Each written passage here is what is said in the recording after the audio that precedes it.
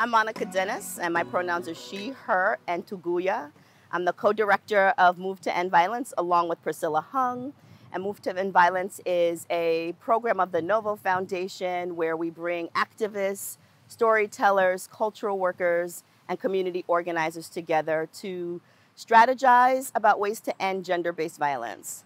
I'm also a community organizer, an activist, someone who is deeply rooted in Black feminist liberation movements. I make my home in New York City, but specifically on Canarsie, Lenape land. And my people are also stolen Africans who were brought to the United States many generations ago, more than 7 and 8 generations ago, and who are deeply rooted in the southeastern part of the United States. And that shapes all of that context of being from stolen African people, from people who have spent a lot of their history resisting and providing mutual aid to each other. Being a Black feminist shapes how I show up in my work and in my relationships and my dreams for the future. My name is Telesh Priscilla Pascual López. I am Maya Canjobal Acateco from Guatemala.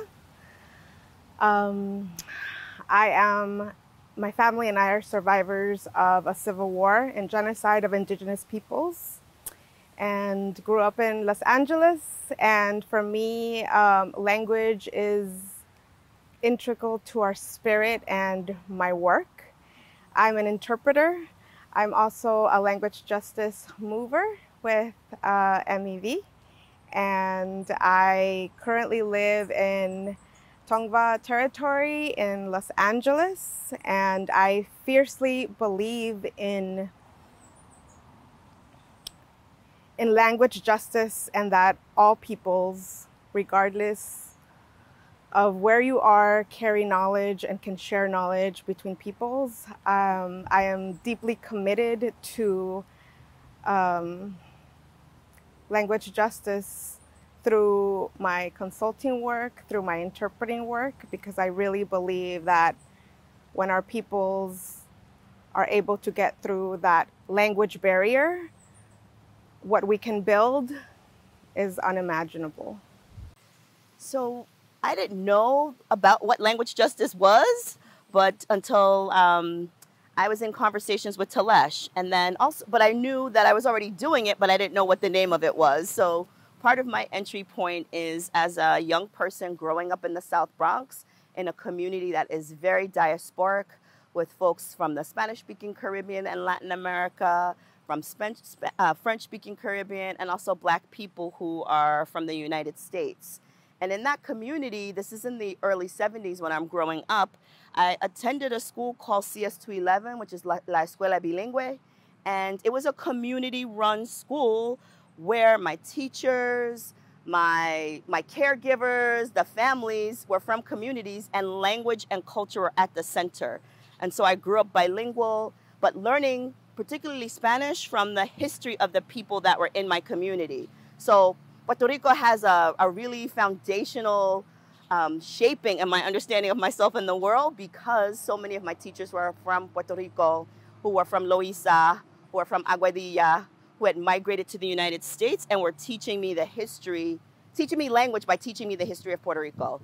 And there were teachers from other parts of the Spanish-speaking Caribbean and Latin America who were also providing that experience. So, and their understanding was, it wasn't like a big immersion program like we have today, like you should learn a language because it's the professional thing to do, it looks good on your resume. But it was really, these are the families that live in this community. They have to be able to talk to each other. They have to be able to learn together. And so it's incredibly strategic and very common sense. Like, you have to be able to know the language to be able to communicate and collaborate. Also, what was real interesting when I look back is they were incredibly political, right? So some of those teachers organized with the Young Lords Party. Some of those teachers were Black Panthers. And as a young person, they were our teachers and caregivers and friends.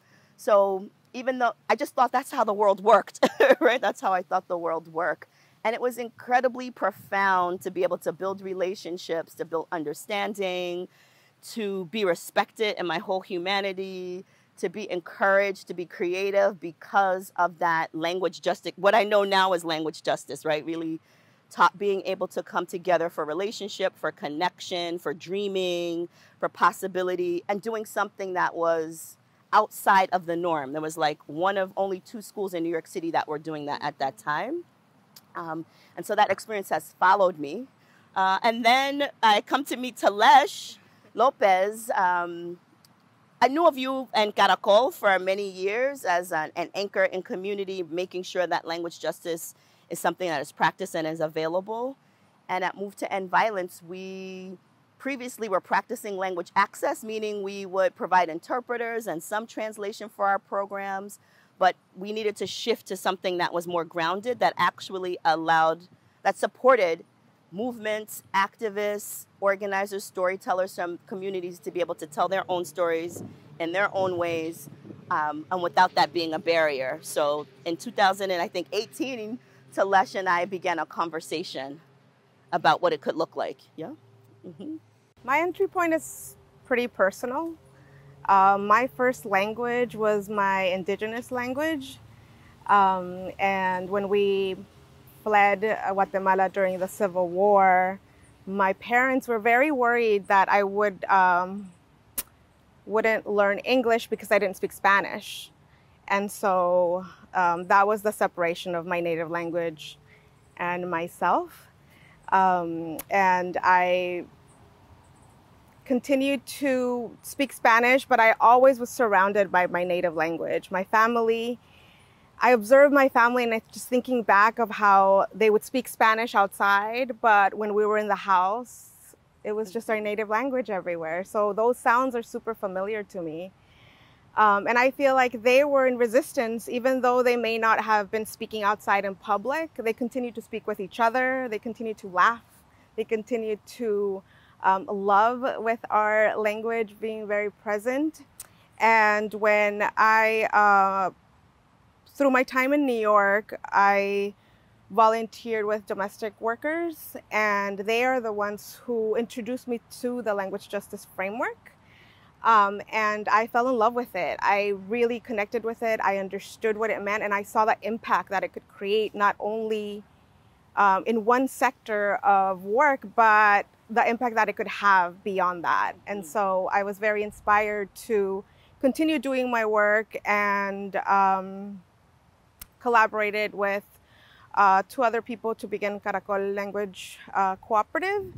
And from there, that's where we met. And I will always see you and MEV as LJ champions, because you asked me to dream. You asked me to dream and to not think about how is this going to happen, who's going to do the thing. It's just like, don't think about that. Just what could this look like if you had everything you want to have a dream team? And I think what we have built together is beyond what I imagined. Mm-hmm, mm-hmm. I know that Move to End Violence reflected the larger society of one, that English dominant is the way to go, right? We live in the United States, and there's always this constant forcing of English is the official language of this country, when we know there were hundreds of indigenous languages before the United States became the United States, that there are millions of people who speak multiple languages, right, who are coming from all over the world, and that's been the history of what is now the United States. And, just this forcing of English as an only language, MEV as a program was not different than the rest of society, thinking that in order to be able to be bilingual, trilingual, multilingual, it's a limit, it's a barrier, right? And I think by that I mean that it's like an add-on. Okay, you speak Spanish, okay, you speak French, okay, let's just add on, but without thinking through what does it mean to actually have a welcoming space. What does it mean for people to be able to, what do we even understand that there are multiple types of French and English and Spanish and Creole, right? And so I think we were a reflection of the larger society and just treating language itself, or multilingual, multicultural experiences, as if it's just like a checklist or an add-on, like a thing to do. And being in partnership with you, Ramelsi Uribe, who is my partner at Move to End Violence, and Priscilla, our whole team, Letitia, Sequoia, and the LJ Movers, you've taught me that I actually have to rethink everything. So it's been my own decolonizing process around language, right? Like, so our staff is different. Our staff is multilingual. How do we approach storytelling? How do we actually start from outside of English? You know, you've been such a great motivator and saying, Monica, you don't actually have to start in English and then translate to Spanish, translate the content to Spanish. But what does it mean to have facilitators and team members who are already thinking in their languages, and then have that move forward? That would be breaking the dominance. And it's been such a healing and wonderful experience. And I've felt the impact on my life. And so many of our cohort members have brought forward their own practices and also shifted some of the ways we work, right? So we heard the other day that Imara Jones of Translash Media has now reshaped all their work. So it is now at least in Spanish and English. And that's because of the experience that we had with you and Kata and Wendilyn and Lila and the whole LJ Dream team. And that was just in less than 2 years. So I think what's possible when we really commit ourselves. And I'm so grateful that you all were so open to this invitation, right? I think that that's really what makes the difference of a group of fierce Black women who are like, no, we're gonna really take this on. I wanna hear everything you have to say. I'm curious, I'm open. And I think that so many spaces, and specifically social justice spaces, see it as that very fragmented work. And it's not.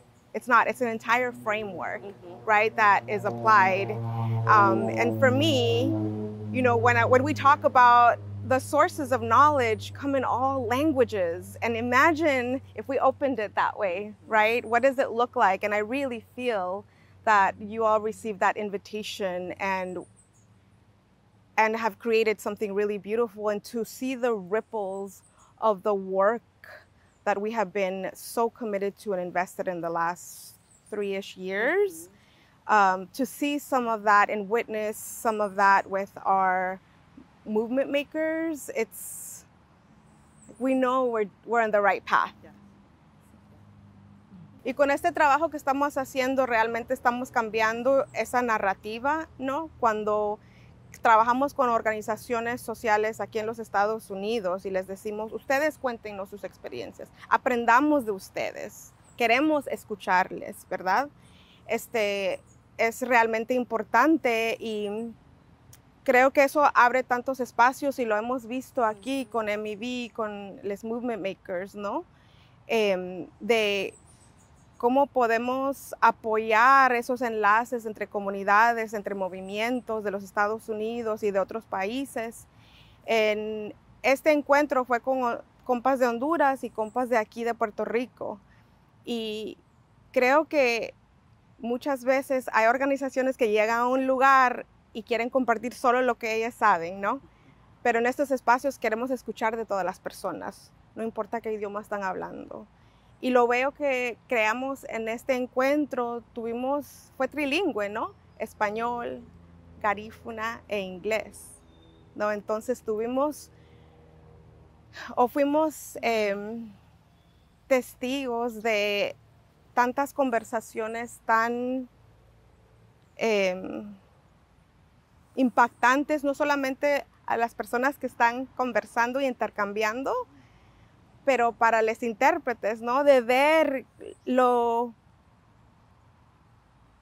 el impacto del trabajo que hacemos y de nuestro compromiso, y ver qué es lo posible en esas colaboraciones, en esos intercambios.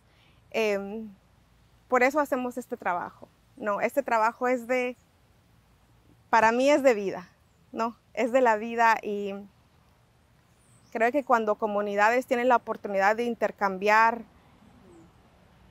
nos podemos ver, no nos podemos ver de lejos y desconectadas, pero nos vemos como familia, nos vemos juntos en estas luchas en las que todos estamos, y creo que mientras yo pueda hacer este trabajo, me comprometo a continuar.